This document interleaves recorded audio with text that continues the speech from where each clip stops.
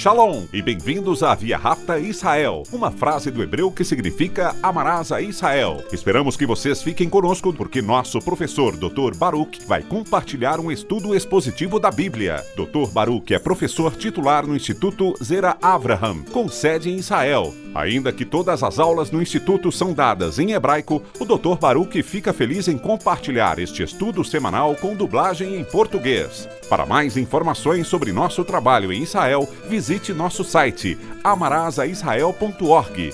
Fiquem agora com o Dr. Baruch e a aula de hoje.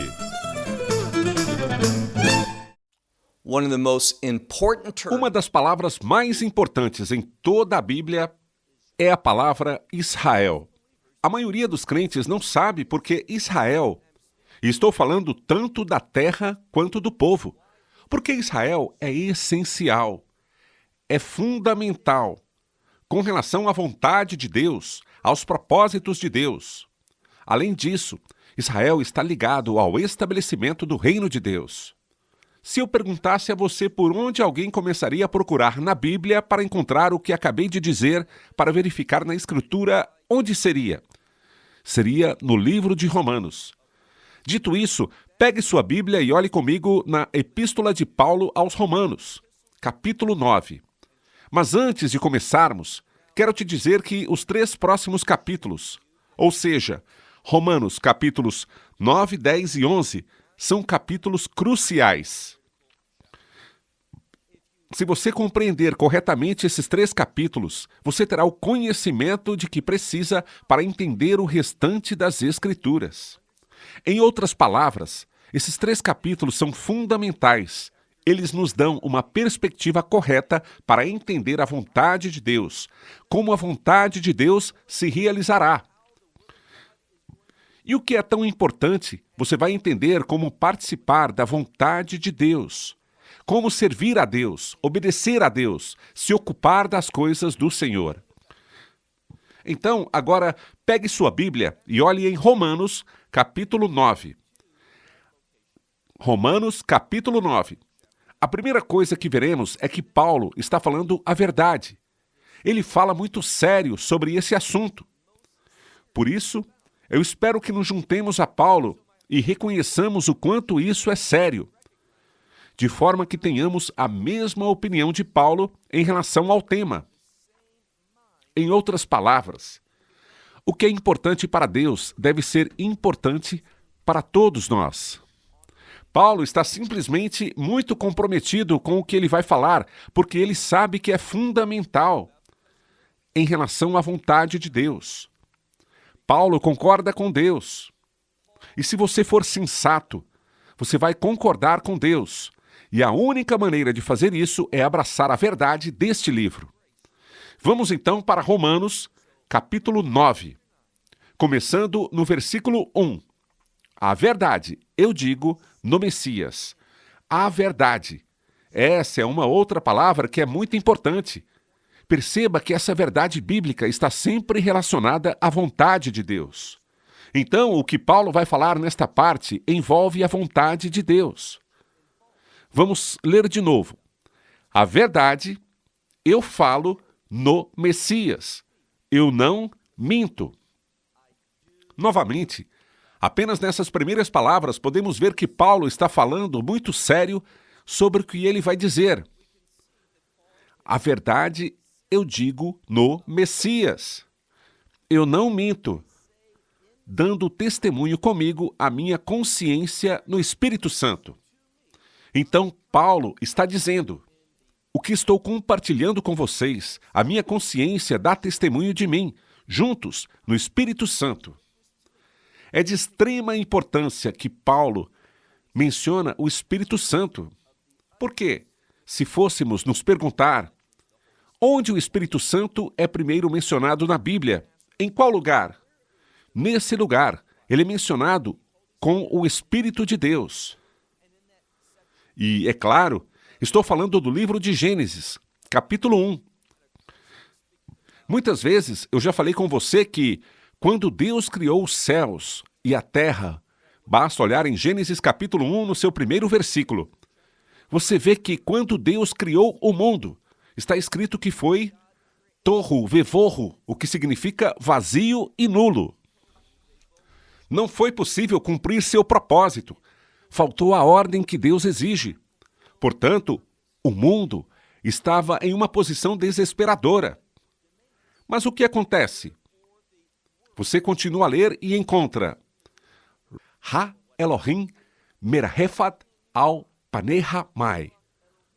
O que significa que o Espírito de Deus estava pairando, ou seja, se movendo sobre as águas. E por causa da presença do Espírito Santo, a próxima coisa que vemos acontecer é que Deus começa a falar. Portanto, por meio do Espírito de Deus e por meio da palavra de Deus, a mudança começou, uma mudança agradável a Deus. E o que acontece é que, por meio do Espírito de Deus e a palavra de Deus, a criação de Deus muda, começando a ter a ordem adequada. Uma ordem que refletia os propósitos de Deus, a vontade de Deus. E a mesma coisa é verdade para minha vida e a sua vida. A nossa vida vai ficar vazia, vai ficar sem efeito, não vai refletir as coisas ou fazer as coisas que Deus quer que façamos. Somente através da palavra de Deus e do Espírito de Deus, o Espírito Santo, somente o Espírito e a palavra juntos, nos conduzindo, nos guiando, nos influenciando.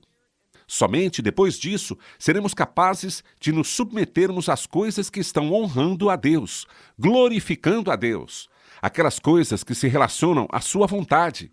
Então, Paulo está falando aqui sobre algo que se relaciona com a vontade de Deus sendo cumprida. E o que é fundamental para isso?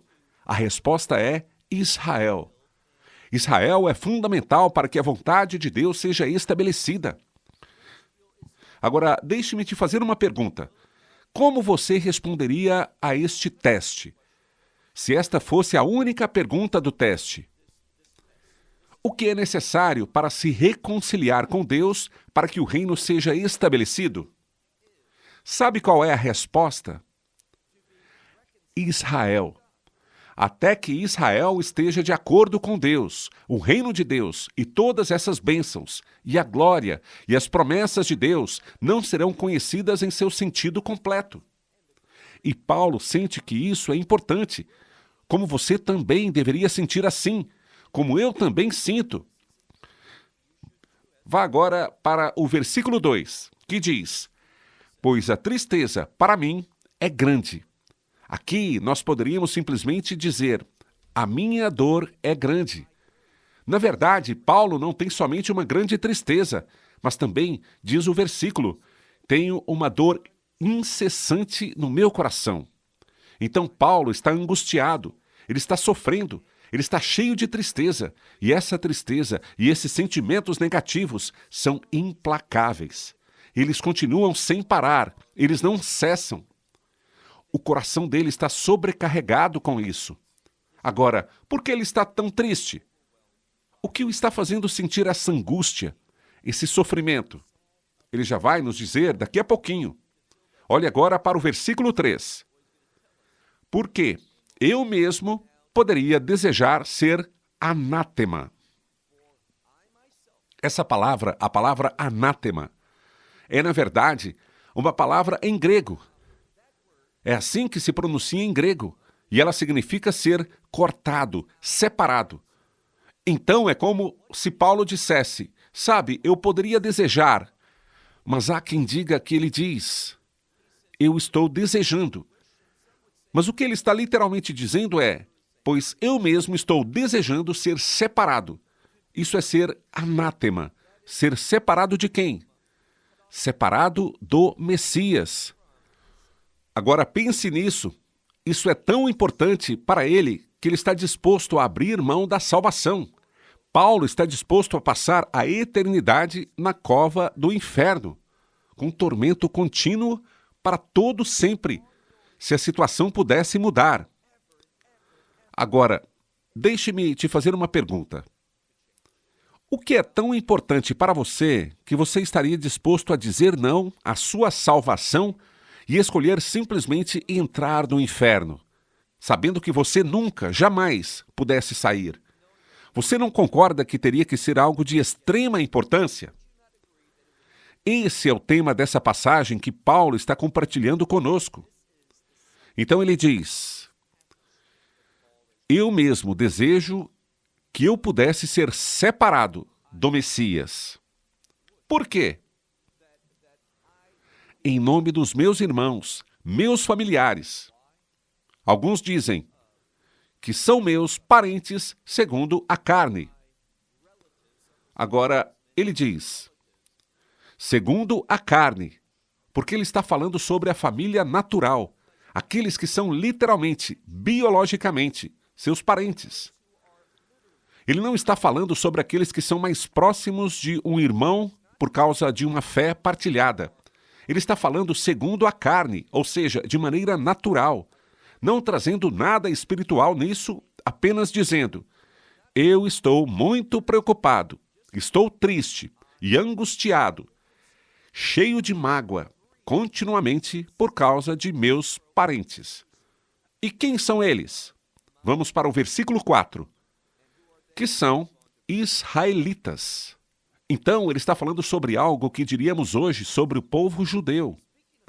Ele está extremamente triste, ele é infeliz, ele está angustiado, tanto física quanto espiritualmente, com relação a Israel. E o que Israel tem a ver com isso? Agora, sua condição espiritual. Agora ele vai deixar bem claro que ele está falando sobre o povo judeu, os que vêm dos patriarcas e mais especificamente dos filhos e filhas de Jacó. Por que você não pode simplesmente dizer os descendentes de Abraão? Porque isso incluiria Israel. E você não pode simplesmente dizer os descendentes de Yitzhak Isaac. Por isso incluiria Esaú. Pois é só quando chegar aquele que é maravilhoso, aquele que é piedoso. Não acredite nas mentiras de alguns teólogos que, embora não saibam o hebraico, ainda dizem que o nome Jacó ou Yaakov significa suplantador ou enganador. Não é isso.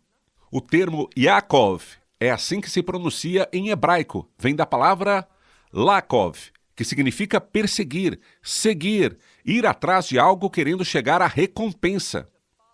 E a recompensa está relacionada à vontade de Deus, à herança de Deus, ao chamado de Deus. Assim, Jacó era um indivíduo muito piedoso. Não era um enganador. E Paulo diz aqui, preste atenção, ele está falando sobre os israelitas. E ele diz que... E ele fala sobre algumas das grandes coisas que Deus deu ao povo judeu. E ele fala sobre a adoção. Ou seja, os que são filhos, que são adotados como filhos. E a palavra filho, neste caso, fala sobre um herdeiro, pois existe uma herança, e a glória e as alianças, as várias alianças que Deus fez com Israel no Antigo Testamento, e a concessão da lei, e o culto e as promessas. Agora vou te dizer que existe uma conexão específica entre as alianças e a promessa. Veja que Paulo está elevando, ele está exaltando o fato de que para Israel foi dado primeiro a lei. Agora, isso pode fazer com que tenhamos uma mudança em nossa forma de interpretar e de entender sobre o que o Novo Testamento realmente fala. Então, são essas as coisas que Paulo diz serem vantajosas. É isso que Deus deu a Israel como um benefício. Ele continua dizendo não apenas o culto e as promessas, mas olhe agora para o versículo 5, onde ele diz: deles são os patriarcas e também deles descende. Quem? O Messias. Agora, alguns nos ajudam dizendo de quem o Messias veio. Ou seja, o Messias veio como um descendente do povo judeu. É muito importante que tenhamos essa percepção. Mas nós também temos que ter cuidado porque sabemos de uma outra coisa. Yeshua, Jesus de Nazaré, ele é eterno. Nunca houve um tempo em que ele não tenha existido. Ele é para sempre. Muito antes de Abrão, muito antes dos patriarcas, muito antes de haver uma nação judaica, Yeshua existiu, mas de forma planejada, de acordo com a profecia. Esta é a vontade de Deus, a vontade que o Deus soberano tinha quando o Messias se tornou carne, quando assumiu a carne humana, na encarnação, quando ele foi concebido pelo Espírito Santo no ventre de Miriam, ou seja, de Maria, quando ele entrou neste mundo como um judeu. É isso que Paulo está dizendo com relação a isso. Continuando, de quem o Messias, segundo a carne, ou seja, ele se encarnou, ele veio em carne e osso através da casa de Israel, e poderíamos ser até mais específicos, através da tribo de Judá. Continue lendo a última parte do versículo 5, o qual é sobre todos. Isso significa que o Messias está acima de todos, e nós conseguimos entender isso. Ele também é o Deus bendito. Ele diz respeito ao Deus eterno e bendito, para sempre. Amém. Nós vemos como a gramática funciona no grego, que fala sobre Deus, que fala sobre o Filho de Deus, o Messias e Yeshua. E nós vemos o conceito de para toda a eternidade, para sempre. E vemos a divindade, Deus e Yeshua sendo mencionados aqui como um. Essa é, então, uma grande passagem que fala de divindade e da trindade. Agora, olhe para o versículo 6, que é um trecho essencial. Não que a palavra de Deus caiu. A maioria das Bíblias diz aqui que a palavra de Deus falhou ou foi anulada. Mas, literalmente, a palavra usada significa cair. Assim, Paulo diz, não pense assim, não que a palavra de Deus tenha falhado ou ficado aquém, tenha sido anulada, sem efeito. Por quê? Lembre-se de que Paulo está triste com algo. Por que ele está triste? Ele está triste com a condição espiritual de Israel. E estou falando sobre Israel de forma geral, pois na sua maioria, a maioria do povo judeu não acreditava no Evangelho como Paulo. Mas havia os discípulos, todos judeus. Eles eram os escritores das Escrituras. Todos eram judeus, incluindo Lucas. E o que vemos aqui é que, embora houvesse um pequeno remanescente de judeus que realmente havia abraçado o Evangelho, a maioria não o aceitava. E por ser essa a condição espiritual de Israel, Paulo está triste. Por quê? Porque ele sabe de uma coisa. Lembra da resposta daquele teste? Somente quando Israel se reconciliar com Deus. E como Israel vai se reconciliar? Só há um plano de reconciliação, que é pelo Evangelho, pela fé na obra do Messias. E ele sabe que a maioria dos judeus, naquela época, e infelizmente nos dias de hoje também, não se reconciliaram com Deus de Israel. Portanto, ele está triste e, por ter essa dor incessante, está disposto a abrir mão de sua salvação, se possível, para que possa haver essa mudança. Por isso, olhe novamente no versículo 6, onde ele diz: não que a palavra de Deus caiu, pois... Agora, olhe para a última parte do versículo 6, que é muito importante. E é aqui que chegamos a entender o termo Israel. Ele diz: pois nem todos os de Israel são de Israel. Nós podemos ter certeza de uma coisa. Nesta parte do versículo 6, Paulo usa o termo Israel 2 vezes. Eu até afirmo a você que é impossível entendê-los da mesma maneira. É por isso que existem 2 definições bíblicas para Israel nesta passagem. Agora eu vou falar para você mais um ponto antes de discutirmos essa parte do versículo 6, que é o termo Israel é um termo do reino. Ou seja, onde o termo Israel foi mencionado, você verá ramificações, implicações com relação ao reino. Você pode aprender um princípio do reino, você pode aprender uma verdade do reino, mas sempre na Bíblia, onde Israel for mencionado, haverá uma conexão com o reino de Deus. Repetindo, Israel é um termo do reino. Agora, observe o que ele diz aqui. Eu vou ler com bastante atenção, de forma bem literal, essa última parte onde ele diz: pois nem todos os de Israel são Israel. Vamos entender o que ele quer dizer quando fala do termo Israel na primeira vez que aparece nesta parte. Ele está falando sobre Israel como um povo judeu. Veja, quando você usa o termo Israel, você pode estar falando sobre a terra e pode estar falando também sobre o povo de Israel. Aqui estamos falando sobre os descendentes físicos. E Paulo vai deixar isso claro daqui a pouco. Os descendentes físicos de Jacó. E ele não está considerando todos os descendentes físicos de Jacó. Nem todos os judeus são Israel. No entanto, o que ele quer dizer quando diz Israel pela segunda vez? Lembre-se de que Israel é um termo do reino.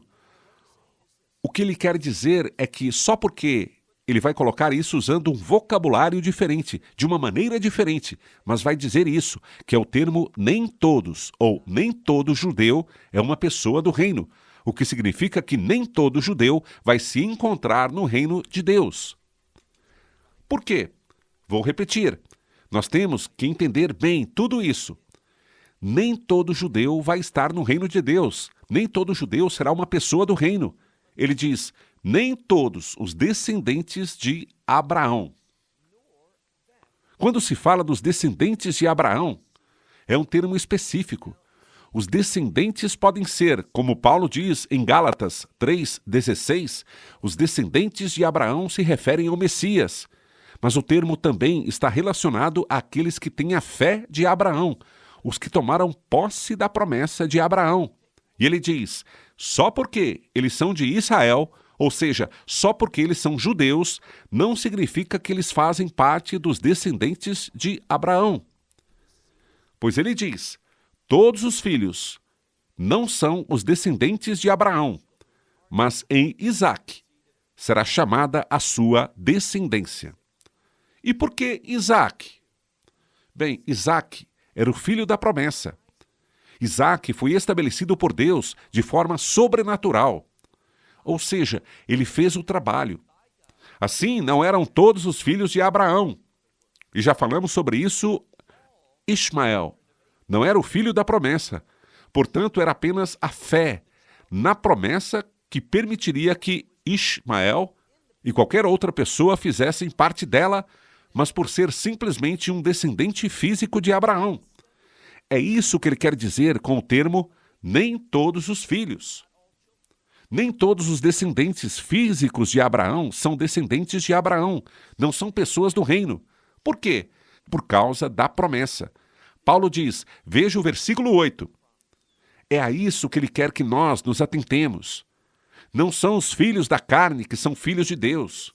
Ou seja, não são estes. Os filhos da carne não são filhos de Deus, mas os filhos do quê? Da promessa. Foi Deus quem fez a promessa.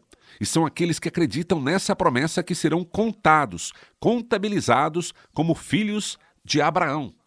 Filhos espirituais, filhos do reino, os que são os descendentes de Abraão.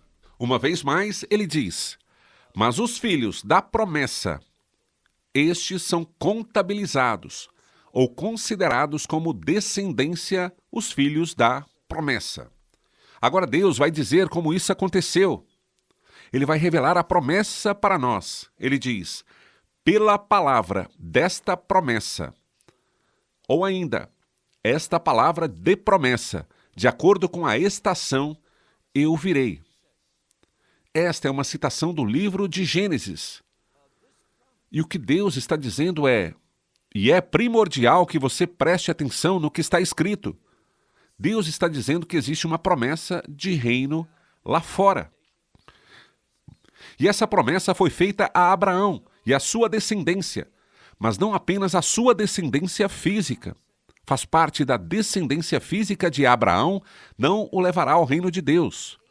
Fazer parte da descendência física de Abraão não o levará ao reino de Deus, porque tem a ver não com o natural, mas com a promessa de Deus.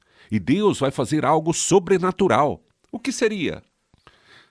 Sara, que era velha, que era estéril, A Escritura nos diz isso, e nós também vimos isso anteriormente em nosso estudo de Romanos. Seu útero estava sem vida. E o que Deus fez? Ninguém mais conseguiu. Deus trouxe vida a este útero morto de Sara. Agora, ao trazer vida à morte, é uma referência. Isso remete à ressurreição. E a ressurreição é uma palavra de vitória. E a ressurreição é uma palavra que se relaciona com o reino. Geralmente, quando a palavra ressurreição ou uma referência a ela aparece nas Escrituras, ela tem implicações do reino. Então, o que Paulo está dizendo aqui, que convenhamos, são pensamentos maravilhosos que ele escreve. Porque esta palavra da promessa foi Deus quem fez. Por esse tempo, este momento, o momento certo, o momento de Deus, ele diz, eu virei. Isso é importante, porque Deus está se movendo, e Deus vai cumprir sua promessa. Por fim, Deus veio na pessoa do Messias, Jesus de Nazaré. Ele fez a obra, e eu tenho boas notícias. Embora ele já tenha feito o trabalho de redenção completamente, totalmente, suficientemente, quando estava na cruz, ele gritou em alta voz, está consumado. Nessa hora, sua obra foi realizada. E temos a prova de que tudo foi realizado perfeitamente por meio da ressurreição. Ou seja, Deus ressuscitou o Messias dentre os mortos, o que significou que aquela morte foi derrotada. Não há mais o aguilhão da morte, ao contrário, a vitória. É disso que se trata a salvação, a vitória sobre a morte, e a morte está relacionada ao pecado. Ou seja, tudo isso já foi resolvido, e foi resolvido pelo fato que o Messias veio. Então há uma referência, há um paradigma na Torá quando a Escritura diz, por esse tempo, no momento certo, eu virei. Deus trazia o cumprimento de sua promessa. E qual é ela? E Sara terá um filho. Na frase Sara terá um filho, filho aqui se refere à promessa. Então, da mesma forma que Isaac nasceu de forma sobrenatural para cumprir a palavra de Deus, os planos de Deus, nós precisamos entender que o Messias veio, segundo a promessa, para cumprir a vontade de Deus. E quando acreditamos nisso, não importa a condição carnal, é o Espírito. Quando nós acreditamos nisso, nós receberemos a promessa. E é por isso que Paulo compreende o quanto isso é tão importante. Estou sem tempo. Então, até a próxima semana. Shalom! Shalom. Esperamos que você tenha desfrutado da aula de hoje e que possa compartilhá-la com outros. Te convidamos a participar e nos acompanhar a cada semana, a esta hora e por este canal, em mais um episódio de Amarás a Israel. Para mais informações em português, visite amarasaisrael.org, onde encontrará muitos outros estudos realizados pelo Dr. Baruch. Até a próxima semana. Que Deus, nosso Messias e Yeshua, nosso Senhor Jesus Cristo, te abençoe durante a sua caminhada com Ele. Shalom, desde Israel.